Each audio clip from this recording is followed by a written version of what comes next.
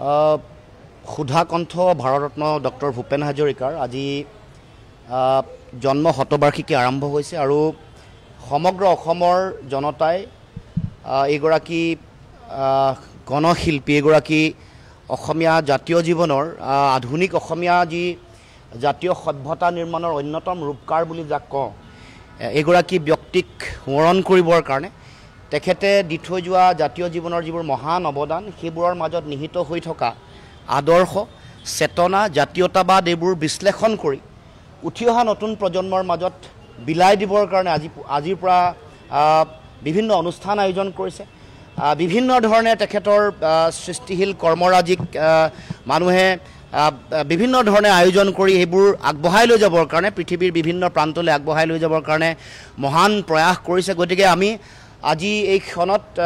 সুধা কণ্ঠ ডক্টৰ ভূপেন হাজৰিকাৰ প্ৰতি গভীৰ শ্ৰদ্ধাঞ্জলি জ্ঞাপন কৰিছোঁ তেখেতৰ প্ৰতিটো সৃষ্টিত আমাৰ অসমৰ শিপাৰ লগত থকা সম্পৰ্কৰ যোগেদি এক বিশ্বজনীন যিটো যাত্ৰা তেওঁৰ গানত থকা সমন্বয় তেওঁৰ গানত থকা জাতীয়তাবাদৰ চেতনা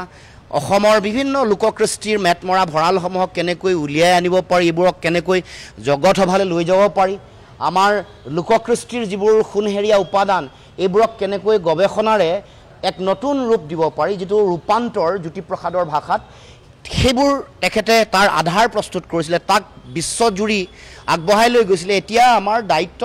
তেখেতৰ সেই আদৰ্শ চিন্তা তেখেতৰ এই জাতীয় চেতনা এই জাতীয়তাবাদৰ দৰ্শনসমূহ আমাৰ উঠি অহা নতুন প্ৰজন্মৰ মাজত জীয়াই ৰখা এইটো আটাইতকৈ বেছি গুৰুত্বপূৰ্ণ সেইকাৰণে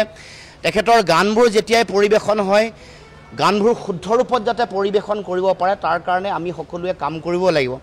এতিয়া ৰবীন্দ্ৰ সংগীতৰ যিটো স্বৰলিপি তাক সংৰক্ষিত কৰি ৰখা হৈছে ডক্টৰ ভূপেন হাজৰিকাৰ গানৰো স্বৰলিপি সংৰক্ষণ কৰিবৰ কাৰণে বিশেষ ব্যৱস্থা গ্ৰহণ কৰিব লাগিব তাৰ উপৰিও আমি যিবোৰ সৃষ্টিশীল কৰ্মৰাজি আছে এইবোৰ জীয়াই ৰাখিবৰ কাৰণে কাৰণ ভৱিষ্যতৰ দিনসমূহত গৱেষণা অধিক গৱেষণাৰ যিহেতু প্ৰয়োজনীয়তা আছে গতিকে আমি ভাবোঁ যে এইবোৰ জীয়াই ৰাখিবৰ কাৰণে যিমান আধুনিক প্ৰযুক্তি আছে ব্যৱহাৰ এতিয়া এআইৰ যোগেদি বা আধুনিক প্ৰযুক্তিৰ যোগেদি কেনেকৈ জীয়াই ৰাখিব পাৰি তাৰ কাৰণে ব্যৱস্থা গ্ৰহণ কৰিব লাগিব আৰু তেখেতৰ যি গৱেষণাৰ যিখন থেচিছ আছে সেইখন আজিলৈকে কিন্তু অনুবাদ হোৱা নাই অসমীয়া ভাষালৈ গতিকে সেইখনো অনুবাদ কৰিবৰ কাৰণে ব্যৱস্থা গ্ৰহণ কৰিব লাগে কাৰণ অসমৰ মানুহে জানিব লাগে ইংৰাজীত আছে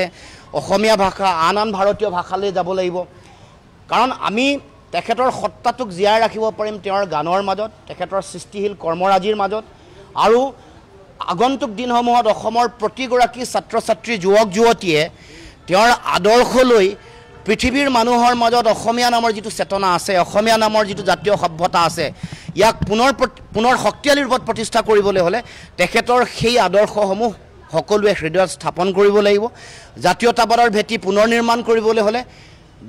আমি সুধা কণ্ঠ ডক্টৰ ভূপেন হাজৰিকাৰ চিন্তা আদৰ্শ আৰু তেখেতৰ অৱদানক বাদ দি কেতিয়াও অসমীয়া জাতীয়তাবাদৰ ভেটি কেতিয়াও শক্তিশালী নহয় সুদৃঢ় নহয় এখন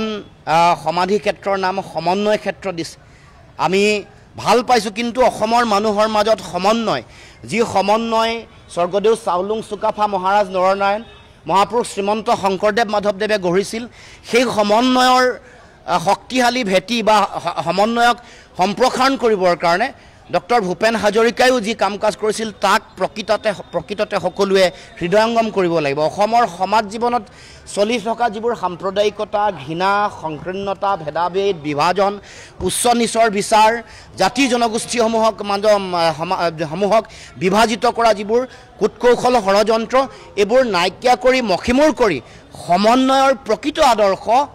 ডক্টৰ ভূপেন হাজৰিকাৰ চিন্তা তেওঁৰ গান আৰু তেওঁৰ কথা বতৰাবোৰৰ মাজৰ পৰা সকলোৱে ল'ব লাগিব এইটোৱেই সময়ৰ আহ্বান জাতীয়তাবাদৰ শক্তিশালী ভেটি নিৰ্মাণ কৰা সৌধ নিৰ্মাণ কৰা সমন্বয়ৰ আদৰ্শৰে আমাৰ সমাজখনক আমাৰ অসমৰ মানুহৰ জাতীয় সভ্যতাক শক্তিশালী ৰূপত প্ৰতিষ্ঠা কৰিবৰ কাৰণে আজি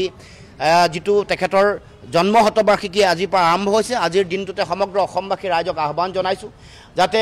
তেখেতৰ সেই